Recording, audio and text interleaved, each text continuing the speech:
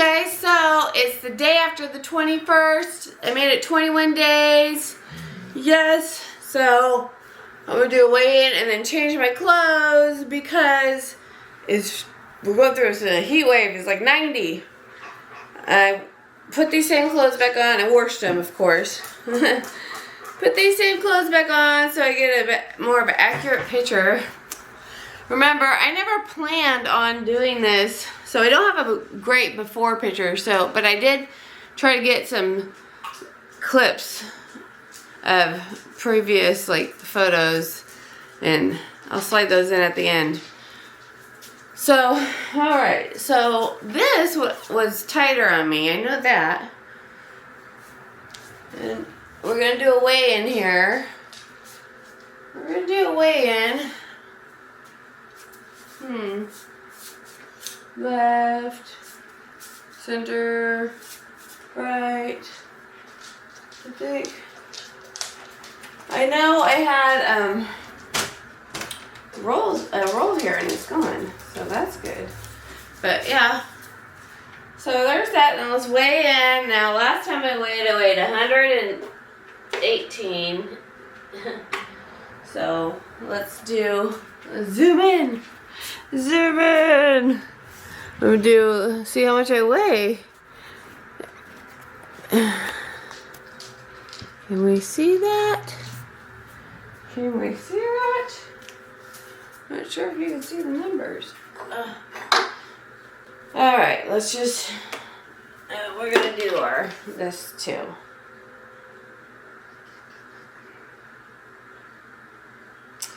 It's blinking, and then I raise it up. Oh. I forgot to select the number, but it says I weigh 216. I'll bring it here. 216, nice. Now let's redo it with my memory. So if you have a guess, you just do it straight up that way. I don't know how to reset it without pushing power. All right, so let's do number 2. Okay. I'll step on it.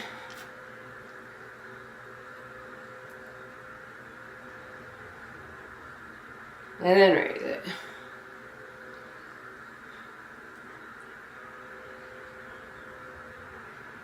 Alright, so we got all of our details here. We got, I weighed 216. The very beginning, it says I weighed 220. Well, not the very beginning. Okay, that was like 4 days ago. 4 days ago, I weighed 220. So, because I just got this. And I didn't have it at the beginning because I didn't really know my weight. And I didn't I don't know. BMI 35. There's a scale, and if it's between a certain number, you're in range. But I'm obese according to their scale. Body fat and muscle 52. Yesterday was 53. I weighed 171. Oh no. So I don't know what this body age thing is. I have to look that up, what that means. 1693, whatever that means. Am I 169 years old? I don't know what it means. 17 point, and then yesterday was 1713. Don't know what that means. Visceral fat 11. Okay, so I'm back to 11 visceral fat. All right, so we gotta get rid of that. All right, so there's that. Nice. Okay, and then put that away.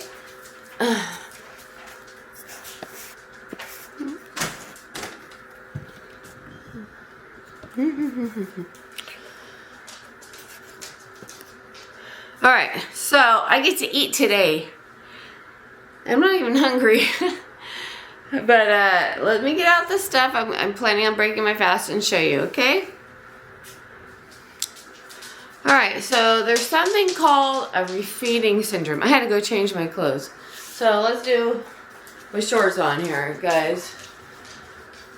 Like that, like that, like that, here. Anyways, it's hot. So, something called a refeeding syndrome, and you want to take it easy. So, we're going to take it easy for next couple days. And so this is basically what I'm going to eat. Okay, so I'm going to have cod liver oil this morning. Maybe even olive oil too. Because, because there's something called stem cells that happens. So when you go on a prolonged fast, there's like stem cell regeneration, right? And you want to feed the ones you want to grow first. So you don't want to eat sugar and carbs because you don't want those to take over. So we want the good stem cells to take over. Oh, I'm thirsty. So we're trying to feed those, okay, guys? So I'm going to have cod liver oil, and then I'm going to have some sardines. And then after I eat these, do these two things, and a little bit of olive oil probably, like a spoonful. Then I'm going to take my collagen powder and add it to a cup of coffee. It's going to be so creamy. And then a couple hours later, maybe 3 hours later, I'm going to have, this is my homemade bone broth chicken soup. So it's bone broth with chicken shredded with some celery and carrots. But I'm going to eat this. And then, so a lot of prebiotics that you put in your body, let me go here. A lot of prebiotics that you put in your body ferment too soon in the small intestine. No, I don't want that because I was having a huge burping problem, and actually it just went away like 2 days ago.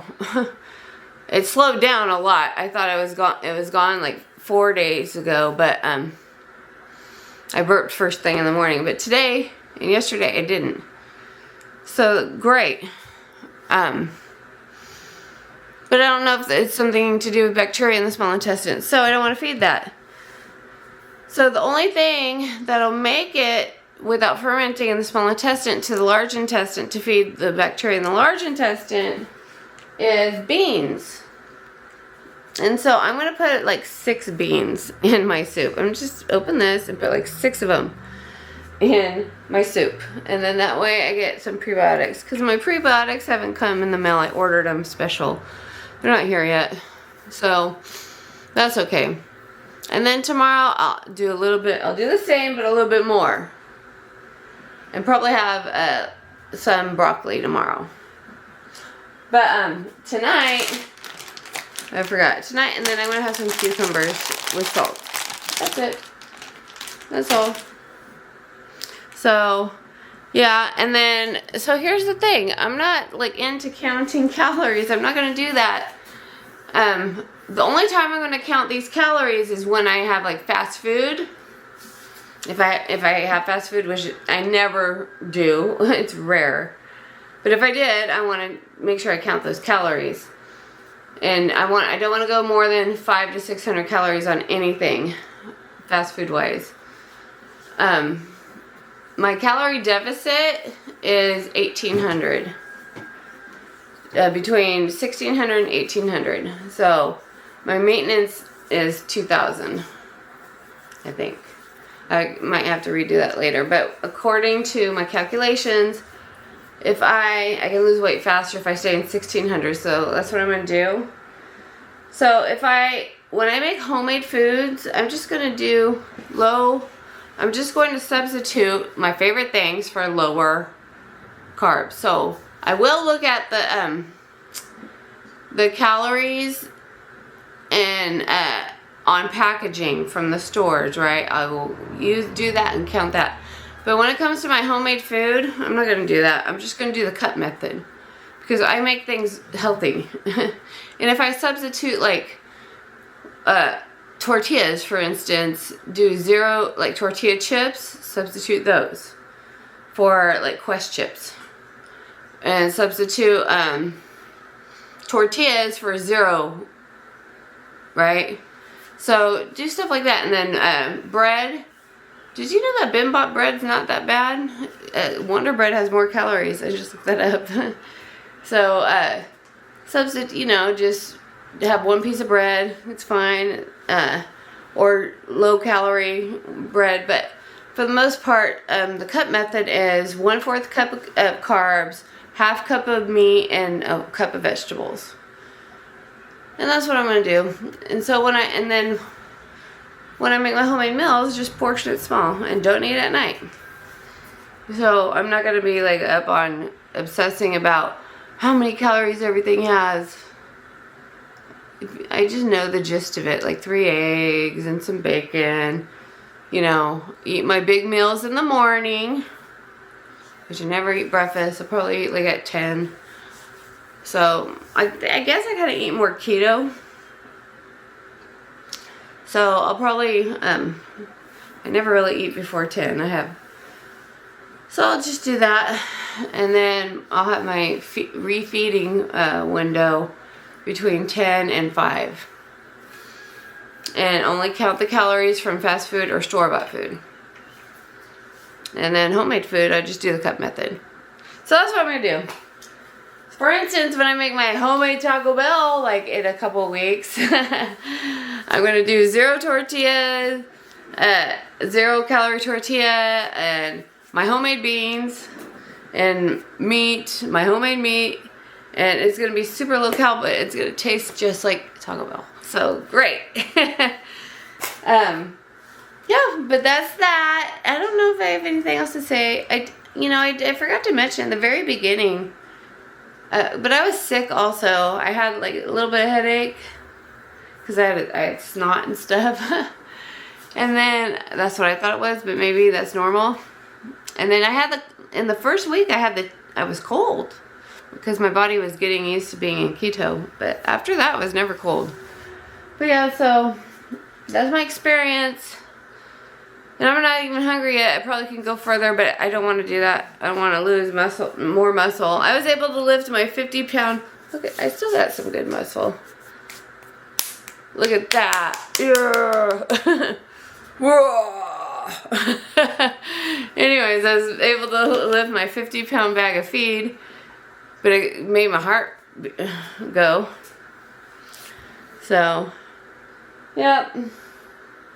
And we're going to just continue on that. I might show a video here and there of like my copycat meals, but we're done. Yes. I have to show you that an example of switching out stuff, right, is I love creamer in my coffee. Well, I'm not going to do that anymore. I'm going to use the protein stuff as creamer in my coffee with milk. A little dash of milk, regular milk, and then put some of this protein stuff in it maybe. We'll see. This, if it's not, like, I think it'll be creamy enough. Then I'll add a little dash of milk. But yeah, this is caramel flavor. It should taste really good in my coffee. So yeah, stuff like that. Okay, so I took half a shot of olive oil and a teaspoon of cod liver oil. Now I got my sardines here.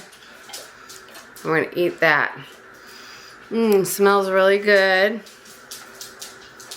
Smells really good. These are Costco sardines with bone in.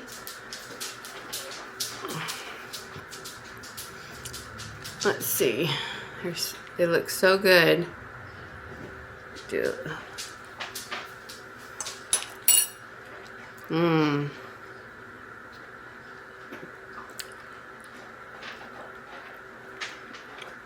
My first bite of real food. Super, super good. I'm gonna slowly eat this. I can really slowly eat this. Drink water. and have my coffee. Okay, guys. I can just feel it. I'll probably start adding like dairy and like my sauerkrauts and stuff in a week. After I want my gut bacteria, my stem cells and stuff to flourish processing meat first. So it's not hard when I eat more meat and vegetables. So and then after that, in a couple weeks, I'll have carbs. Now I might, Sean said he's gonna take me to out to dinner in a couple days to Pismo Beach grill out here, and I want to have a bowl of clam chowder. I've been really wanting that, so that's my exception of like maybe a small amount of carbs. A little small bowl of chowder. Alright, and we'll just talk to you later. Peace.